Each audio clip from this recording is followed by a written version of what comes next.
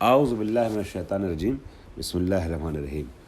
قرآن کی گفتگو ہو رہی تھی، درس نمبر 18 آپ کی کتاب کا شروع ہو گیا ہے اور ہمارے لحاظ سے درس نمبر 24 ہے یہ، جس میں معجزہ جاوید کی ہیڈنگ پڑی ہوئی ہے۔ قرآن معجزہ جاوید ہے، یعنی ہمیشہ باقی رہنے والا معجزہ ہے۔ ہر پیغمبر کا معجزہ جو ہے وہ بڑی دلچسپ گفتگو آج کی ہے۔ ہر پیغمبر کا معجزہ اس کے زمانے میں رائج علم اور فن کے مطابق ہوتا ہے، ٹھیک ہے۔ جس فن سے لوگ زیادہ مانوس ہوتے ہیں اس فن سے ریلیٹڈ ہوتا ہے، لیکن اس فن سے اعلیٰ ہوتا ہے، اور اس فن کے ماہرین سمجھ جاتے ہیں کہ یہ اس فن سے ریلیٹڈ تو ہے، مناسبت تو رکھتا ہے، مگر فنکاروں کا فن نہیں ہے، بلکہ ماورائے فنکاری ایک چیز ہے جسے ہم معجزہ کہتے ہیں۔ اور وہ سمجھ جاتے ہیں کہ اس کام کو انجام دینے والا یہ عام انسان نہیں ہے، بلکہ اس کا مافوق بشر کسی ذات سے رابطہ ہے، اور وہ نبی کی نبوت اور رسول کی رسالت کو قبول کر لیتے ہیں۔ مثال کے طور پہ جناب موسیٰ علیہ السلام کے زمانے میں سحر و جادوگری اپنے عروج پر تھی، تو جناب موسیٰ کو اس زمانے میں رائج فن سے مشابہ ایک معجزہ دیا گیا عصائے موسیٰ کی شکل میں، اور عصائے موسیٰ جو ہے وہ معجزہ ثابت ہوا۔ آپ کو معلوم ہے کہ جب جادوگر اکٹھا ہوئے اور انہوں نے اپنی اپنی رسیاں زمین پر ڈالیں، ٹھیک ہے، تو جناب موسیٰ نے اپنا عصا ڈال دیا۔ جیسے ہی زمین پر عصا ڈالا وہ اژدہا بن گیا اور ساری رسیوں کو نگل گیا۔ موسیٰ علیہ السلام نے اٹھایا عصا، ہاتھ میں واپس عصا بن کے آ گیا جو سانپ تھا، ٹھیک ہے۔ تو اب یہاں پر اور لوگوں نے تو اتنا جلدی نہیں ایکسیپٹ کیا، مگر جو فن کے ماہر تھے وہ سمجھ گئے کہ یہ عام بشر کا کام نہیں ہو سکتا، یہ جادوگری نہیں ہے بلکہ مافوق سحر کچھ ہے۔ تو قرآن کہتا ہے وخروا سجدا، یہ جو فألقی السحرۃ سجدا، کہ جو جادوگر تھے وہ سجدے میں گر گئے، یعنی عظمت کا اعتراف کر لیا۔ اسی طریقے سے جناب عیسیٰ علیہ السلام کے زمانے میں جو ہے وہ ڈاکٹری، طبابت، پزشکی جو ہے وہ علم طب اپنے عروج پر تھا۔ بڑے بڑے لا علاج امراض جو پہلے زمانے سے لا علاج چلے آ رہے تھے، نئی بیماریاں تھیں، ان لا علاج بیماریوں کا علاج کر لیتے تھے اس زمانے کے لوگ، ٹھیک ہے۔ آج جس طریقے سے لوگ کورونا کے سامنے بے بس نظر آ رہے ہیں، دنیا ترقی کر گئی پھر بھی بے بس نظر آ رہے ہیں، ہر زمانے میں نئی نئی بیماریاں آتی تھیں۔ جناب عیسیٰ کے دور میں لوگ پریکٹس کرتے تھے، اسی فیلڈ میں کام کرتے تھے، تو ان کے زمانے میں کوئی بیماری لا علاج نہیں رہ جاتی تھی، لیکن اگر کوئی بیماری لا علاج رہ گئی تو وہ سمجھ جاتے تھے کہ اس کا مطلب یہ ہوا کہ کچھ ایسی چیز ہے کہ جو ہمارے اختیار سے باہر ہے۔ اب جناب عیسیٰ علیہ السلام کیا کرتے تھے، وہ بیمار کہ جس کے متعلق اس زمانے کے ماہرین طب عاجز ہو جاتے تھے، ناتواں ہو جاتے تھے، اپنے ہاتھ کھڑے کر لیتے تھے، ہم اس کو صحیح نہیں کر سکتے، اس مریض پہ ہاتھ پھیرتے تھے، شفا پا جاتا تھا۔ حد یہ ہے کہ کئی بار جناب عیسیٰ علیہ السلام نے مردوں کو بھی زندہ کیا ہے، ٹھیک ہے۔ تو اس طریقے کی چیزوں کو لوگ دیکھنے کے بعد سمجھ جاتے تھے جو اس فن کے ماہرین تھے کہ یہ معجزہ ہے، یہ عام چیز نہیں ہے۔ جناب یوسف کے دور میں آپ نے دیکھا ہوگا، سنا ہوگا کہ ان کے یہاں جو ہے وہ تعبیر خواب بڑے عروج پہ تھا۔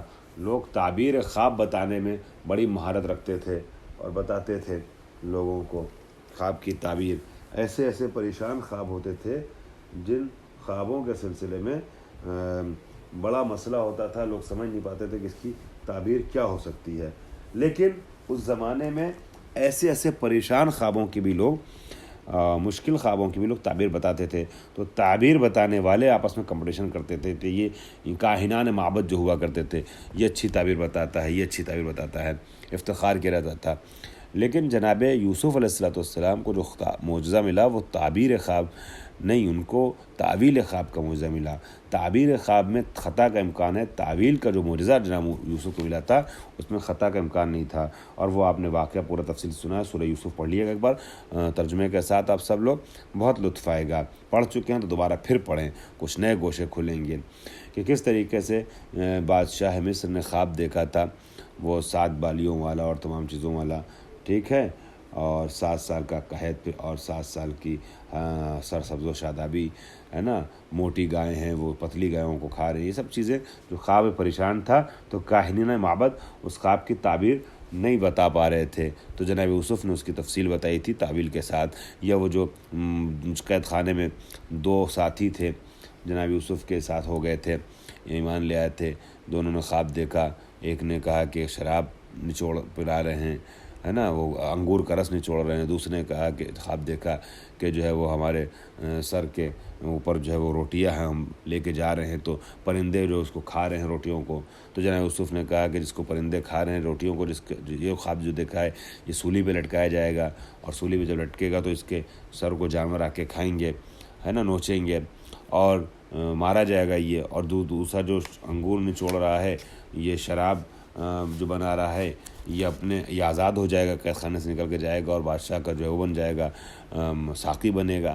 یہ سارے ایسے ایسے خواب اور ایسی ایسی چیزیں جہاں خوابوں کی تعویل بتاتے جناب یوسف کہ لوگوں کو سمجھ میں آ گیا کہ یوسف جو ہے یہ عام انسان نہیں ہے بلکہ یہ ایک نبی ہیں. تو ہر زمانے میں رائج ترین. اب ہمارے نبی کے زمانے میں جو رائج فن تھا وہ ادبیات عرب کا عروج تھا. لوگ جو ہے بڑی بڑی بات، یہ جو آپ نے سنا ہے نا کہ جاہل تھے، لوگ کہہ دیتے ہیں جاہل نہیں تھے، زمانے جہالت نہیں تھا، زمانے جاہلیت تھا. ان کے یہاں جاہلیت پائی جاتی تھی، ان کے یہاں جہالت نہیں پائی جاتی تھی. اس کو واضح کرنے کے لیے تفصیلی وقت چاہیے ہوگا، بس ایک اشارہ کر دوں کہ بعض لوگوں کو آپ نے دیکھا ہوگا بہت پڑھے لکھے ہیں. میں نے دیکھا، میں امریکہ کینیڈا وغیرہ بھی جاتا ہوں، انگلینڈ جاتا ہوں، تو ان ملکوں میں نے دیکھا ہے کہ بعض اوقات ایسے ہوتے ہیں کہ جو ہندوستان پاکستان سے گئے ہوئے لوگ ہوتے ہیں، اور بھئی یہاں سے جانے والا تو انٹیلیجنٹ ہوتا ہے نا، کریم مجمع جاتا ہے نا یہاں سے، مگر مسجد امام باڑے میں اور مجلسوں میں پڑاؤں میں یہاں سے جانے والے بڑے کریم لوگ بھی، پروفیسر انجینئر ٹائپ کے IT سیکٹر کے لوگ بھی وہاں کئی بار آپس میں بھڑ جاتے ہیں. سب نہیں، ماشاءاللہ میجارٹی پڑھے لکھے لوگوں کی، سنجیدہ لوگوں کی ہوتی ہے، لیکن کچھ لوگ ایسے ہوتے ہیں کہ جو ہندوستان پاکستان کے جاہل معاشرے سے اٹھ کر کے، ان پڑھ معاشرے سے اٹھ کر کے کلچرڈ معاشرے میں چلے گئے، مگر پھر بھی وہاں جا کر کے لڑائی جھگڑا کرتے ہیں چھوٹی چھوٹی بات پر. مثال کے طور پہ جو ہے وہ سامنے والے نے افطاری جب لگائی تو میرے سامنے چمچہ بعد میں رکھا اور اس کے سامنے چمچہ پہلے رکھ دیا، پلیٹ پہلے رکھ دی، جبکہ وہ چھوٹا ہے، مجھے دینا چاہیے تھا پہلے کھانا، اس کو دے دیا. ایسی ایسی باتوں پر لوگ جھگڑے کر جاتے ہیں. تو یہ کیا جاہل ہیں؟ یہ بہت پڑھے لکھے لوگ ہیں، بہت انٹیلیجنٹ لوگ ہیں، اس کے بعد اس طرح کی حرکتیں کر جاتے ہیں. تو اس کا مطلب یہ ہو کہ یہ جہالت نہیں ہے، یہ جاہلیت ہے ان کی. تو قرآن مجید نے اس چیز کا اشارہ بھی کیا ہے کہ یہ بہت ادبی دنیا تھی، ادبی زمانہ تھا، شعر و شاعری کا فن اپنے عروج پہ پہنچا ہوا تھا. اور یہ لوگ دوسروں کو عجم کہتے تھے، عجماوات کہتے تھے، گونگا کہتے تھے. ہم عجمی ہیں ان کے مقابلے میں، وہ عرب ہیں، وہ اپنے کو اہل زبان سمجھتے تھے اور پوری دنیا کو کہتے تھے یہ گونگے، ان کو کیا پتہ بولنے کا ہنر کیا ہوتا ہے. وہ اپنے کو سب سے پڑھا لکھا، سب سے بڑا عالم اور سب سے بڑا ادیب سمجھتے تھے. اور یہی وجہ ہے کہ ان کے سامنے قرآن آیا، اور قرآن بھی چیلنج میں کے لیے آیا ہے. دیکھیے، کسی ٹھیلا چلانے والے کے سامنے کوئی لے کر کے اپنی کتاب نہیں جائے گا پڑھا لکھا رائٹر اور کہے کہ اے سبزی بیچنے والے، تمہارے اندر دم ہے تو اس کا جواب لے آؤ. لوگ بیوقوف کہیں گے، ارے تمہیں اگر کتاب کا جواب چاہیے تو جاؤ یونیورسٹی میں جاؤ، مدرسے میں جاؤ، ایسی جگہوں پہ جا کے بات کرو جہاں علمی معاشرہ اکیڈمک ایریا فیلڈ میں جاؤ گے کہ تم جا کے ٹھیلا لگانے والے سے کہو گے کہ اگر بھولا سکتے ہو تو اس کتاب کا جواب لے آؤ. کوئی موبائل بنانے والا جو ہے نا، موبائل بنانے والا یہ اپنا موبائل لے کے نہیں آئے گا بہت زبردست موبائل بنایا ہو، بہترین جو 1,00,000 روپے کا بک رہا ہو اور لا کے مدرسے میں رکھے ہو کہ اے مولوی صاحب جا اس کا جواب لے آؤ. نہیں بھائی، کہا جائے گا مولوی صاحب تھوڑی اس کا جواب لائیں گے. اگر تمہیں چیلنج پیش کرنا ہے تو جاؤ IT سیکٹر میں جا کے پیش کرو کہ ہم نے اتنا اچھا موبائل بنایا، کوئی اور لا کے پیش کریں. اب ایک مولوی صاحب نے جو ہے بہت زبردست علم تفسیر کی کتاب لکھ دی، اور علم تفسیر کی کتاب لے کر کے جائیں کسی یونیورسٹی کے سائنس ڈپارٹمنٹ میں اور کہیں کہ بھیا ہم نے یہ کتاب لکھی ہے، لے آؤ اس کا جواب. تو وہاں کا سائنس کا پروفیسر تو نہیں جواب لے. تو پتہ چلا کہ جو جس فیلڈ کے ماہرین ہوتے ہیں نا، اس فیلڈ سے ریلیٹڈ افراد جب اپنا شاہکار پیش کرتے ہیں تو ان سے مقابلے کی بات کرتے ہیں. اب قرآن نے جب پیش کیا ہے اس کتاب کو اللہ نے مکے میں، تو ظاہر سی بات ہے اس کا مطلب ان کو اس کا اہل سمجھا کہ ان سے گفتگو کی جائے اور ان سے کہا جائے کہ اگر تم بہت پڑھے لکھے ہو، بہت دعویٰ کرتے ہو تو اس کا جواب لے آؤ. یعنی اس لائق تھے کہ ان کو مخاطب قرار دیا.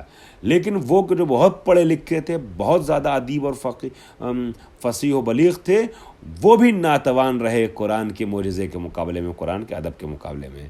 البتہ آگے بیان کرے گا قرآن صرف ایک ہی رخ سے معجزہ نہیں ہے، کئی رخ سے معجزہ ہے. تو نبی کے زمانے میں چونکہ بلاغت و فصاحت اپنے عروج پہ تھی، لہذا قرآن کو معجزہ بنا کر کے نازل کیا گیا. سخنور اور شعراء جو ہے اس پہ فخر کیا کرتے تھے اپنے شاعری پر. بازار ایکاز اور کچھ بازاروں کا تذکرہ ہے. بازاروں باقاعدہ شعر و شاعری کے مقابلے ہوا کرتے تھے، مناظرے ہوا کرتے تھے. اور وہ 7 قصیدوں کا آپ نے تذکرہ سنا ہوگا، معلقات سب، جو 7 قصیدے جو ہیں خانہ کعبہ کی دیوار پہ سونے کے پانی سے لکھ کر کے، طلائی پانی سے لکھ کر کے ٹانگے گئے تھے، اور مقابلے کی دعوت دی گئی تھی، لے آؤ اس کے جیسا جواب لا سکتے ہو تو. ٹھیک ہے. اور پیغمبر اکرم نے جب سورہ کوثر بھیجا تھا تو انہوں نے سارے قصیدے اپنے اتروا لیے تھے اور لکھ دیا تھا نیچے ما ھذا کلام البشر. بہرحال تو ایسے زمانے میں پیغمبر اکرم کا معجزہ قرآن کی شکل میں معجزہ جاوید بن کر کے ظاہر ہوا کہ لوگ حیرت میں رہے، اور لوگ قرآن کے روش کو، قرآن کے طریقے کو، قرآن کے محتوا کو، قرآن کے میٹر کو، قرآن کے انداز کو، قرآن کی فصاحت کو، قرآن کی بلاغت کو، قرآن کے علمی مواد کو دیکھنے کے بعد سارے شعراء، سارے ادباء، سارے اہل فن جو ہے وہ دندان شکن رہ گئے اور جواب لانے سے قاصر رہے، اور وہ سمجھ گئے کہ یہ کہ عام انسان کا کلام نہیں ہو سکتا ہے، اور اسی لیے وہ دھیرے دھیرے اسلام بھی لے آتے ہیں. ولید بن مغیرہ جیسا نبی سے سخت نفرت کرنے والا انسان آخر میں ہار کر کے یہ کہتا ہے کہ جو عرب کے مشہور لوگوں میں سے ایک انسان تھا، وہ آواز دیتا ہے کہ خدا کی قسم وہ جو محمد کہتے ہیں صلی اللہ علیہ وسلم، یہ نہ شعر ہے، نہ جادو ہے، اور نہ یہ خرافات گوئی ہے اور فالتو کی لفاظی ہے، بے شک جو ہے یہ خدا کا کلام ہے. یہ اس نے بھی اس بات کا اعتراف کیا. اور قرآن جو ہے وہ بلاغت و فصاحت وغیرہ کے لحاظ سے اوج کمال تک پہنچی ہوئی کتاب کا نام ہے، اور انسان جتنی زیادہ ترقی کرتا چلا جاتا ہے قرآن کے حقائق اور بھی زیادہ آشکار، جیسے سائنسی معجزے اب ظاہر ہو رہے ہیں قرآن کے، کھل کر کے سامنے آ رہے ہیں. ٹھیک ہے. ان معجزوں کی طرف آگے ذکر کیا جائے گا، کچھ ہلکا سا اشارہ ہوگا کہ سائنس جیسے ترقی کر رہی ہے قرآن کو سمجھ رہی ہے. تو لیکن انسان جتنا زیادہ ترقی کرتا چلا جائے گا، قرآن کا کمال یہی ہے کہ ہمیشہ علم کے خزانے تو سامنے آتے چلے جائیں گے مگر کوئی قرآن کا جواب لانے کے اوپر قادر نہ ہو سکے گا. اسی لیے اس کی ایک بحث چھڑی گئی ہے، تحدی قرآن.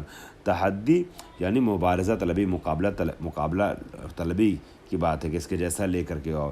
خداوند عالم نے اعزاز قرآن کو کئی آیتوں میں، کئی سوروں میں پیش کیا ہے، اور خداوند عالم فرماتا ہے کہ اگر لا سکتے ہو اس کے جیسا کلام تو لے آؤ، اور جتنا بھی تم سے ممکن ہو جس کو چاہو اپنا پشت بنا اور ساتھی بنا لو، اس کا کلام جواب لا سکتے ہو لے آؤ. شروع کے درس میں نے چونکہ تحدی کی گفتگو کر دی ہے لہذا اس کو تفصیل سے پیش نہیں کروں گا، حالانکہ بہت انٹرسٹنگ باتیں ہیں، مگر خلاصے کے طور پر اشارہ کرتے ہوئے آگے بڑھ رہا ہوں. 4 مرحلے میں تحدی پیش کی ہے. پہلی آیت آئی ہے، پورے قرآن کا جواب مانگا ہے، قُلْ لَئِنِ اجْتَمَعَتِ الْجِنُّ وَالْإِنسُ عَلَىٰ أَن يَأْتُوا بِمِثْلِ هَٰذَا الْقُرْآنِ لَا يَأْتُونَ بِمِثْلِهِ وَلَوْ كَانَ بَعْضُهُمْ لِبَعْضٍ ظَهِيرًا. سارے انسان اور جنات مل کر کے بھی اگر کوشش کریں تو قرآن کا جواب نہیں لے سکتے ہیں. پورے قرآن کا جواب لانا ممکن نہ ہوا تو تحدی کو چھوٹا کیا گیا اور 10 سوروں کا مطالبہ کیا گیا. ام یقولون افتراہ قل فأتوا بعشر سور مثل مفتریات. یہ کہتے ہیں کہ اپنی طرف سے گڑھا ہے نبی نے، تو ان سے کہو کہ 10 سورہ لے کر کے آئیں اس کے جیسا گڑھا ہوا اگر لا سکتے ہو تو. اور جب 10 سورہ لانا ممکن نہ ہوا تو تحدی کو، چیلنج کو چھوٹا کیا گیا اور ارشاد ہوا ایک سورے کے لیے ان کنتم فی ریب مما نزلنا علی عبدنا فأتوا بسورۃ من مثلہ. ایک سورہ اس کے جیسا لے آؤ. ایک سورہ بھی اگر نہیں لا سکتے تو ایک آیت لے آؤ، ایک جملہ اس کے جیسا لے آؤ. ام یقولون تقولوا بل لا یؤمنون قل فأتوا بحدیث مثلہ ان کانوا صادقین. ایک آیت لے آئیں اس کے جیسی، نہیں لا سکتے اور آج تک نہیں لا سکے. تحدی کے سلسلے میں یہ بات عرض کروں کہ آیات تحدی کو جب دیکھا جاتا ہے تو کم سے کم 2 نقطے سامنے آتے ہیں. پہلے نقطے میں جو ہے وہ یہ بات ہے کہ یہ چیلنج جو ہے وہ سارے انسانوں کے لیے ہے، قرآن اور ہمیشہ کے لیے ہے. اور دوسری بات یہ ہے کہ یہ انسان جو ہے نہ کبھی اس کا جواب لا سکا تھا نہ لا پائے گا. اور اس طرح کی باتیں جو ہیں، جو غیب کی باتیں اور آئندہ کی باتیں بتا دے، وہ قرآن ہے. اور جب قرآن غیب کی باتیں بتا رہا ہے کہ جواب کبھی نہیں آ سکے گا، کوئی دعویٰ نہیں کر پاتا. سامنے والے سے لوگ کہتے ہیں کہ لے آؤ اس کا جواب، کوئی یہ نہیں کہتا کہ ہمارے بعد بھی، صدیوں بعد بھی کوئی نہیں لا سکے گا. اس طرح کا دعویٰ انسان نہیں کر پاتا، خالق کا انسان کر رہا ہے کہ جو آنے والی نسل بشریت پر نظر رکھتا ہے کہ قرآن کا جواب کبھی نہیں آ سکے گا. مخاطب جو آیت تحدی میں تمام افراد ہیں، سارے جہان کے تیسری چیز یہ کہ آیت حدی میں مثل کا مطالبہ ہے، اس کے جیسا اگر لا سکتے ہو تو لے آؤ، نہیں لا سکتے تو سمجھ لو کہ قرآن اللہ کی کتاب ہے۔ وآخر دعوانا الحمدللہ رب العالمین۔